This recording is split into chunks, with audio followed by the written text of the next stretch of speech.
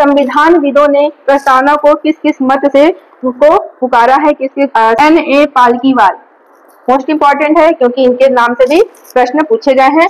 तो N.A. पालकीवाल ने क्या कहा है? N.A. पालकीवाल ने सीधे सीधे कहा है कि प्रस्तावना परिचय पत्र है। ये देखिए मैंने शॉर्ट में लिख दिया है, लंबे लंबे वर्ड मैंने नहीं लिखे हैं। परिचय पत्र के नाम से ही आंसर आपका बन जाएगा। अर्थात जो N.A. पालकीवाल हैं उन्होंने जो प्रस्तावना है उसको संविधान का परिचय पत्र कहा है, ID कार्ड कहा है। तो इसे याद हो जाएगा। और पालकीवाल से भी आप कैसे याद कर सकते हैं? यहाँ पे लगा है पालकी, यहाँ पे लगा है पालकी और ये है परिचय पत्र। अर्थात आप किसी भी पालकी में चढ़ते हैं या उतरते हैं तो आपको ID कार्ड दिखाना होगा, उसे याद कर लीजिए, परिचय पत्र दिखाना होगा।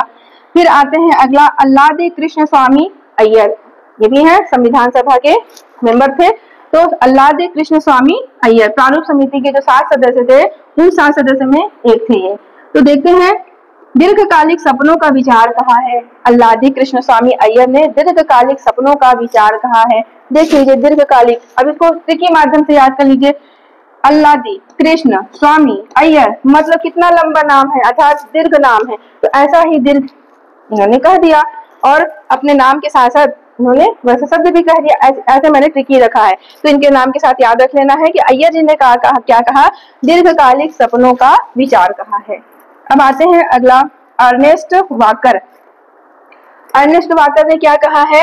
शब्द चयन, जो प्रस्तावना के शब्द जो लिए गए हैं वो चयन, उस चयन शब्दों का चयन है उसको बोला है शब्द चयन। सौंदर्य, प्रस्तावना का जिस प्रकार से लिखावट है, जहां पर पैराग्राफ चेंज किया गया है वैसा सौंदर्य, जो उसके बॉर्डर में जो सुंदरता है वो सबको लेकर बोले हैं सौंदर्य।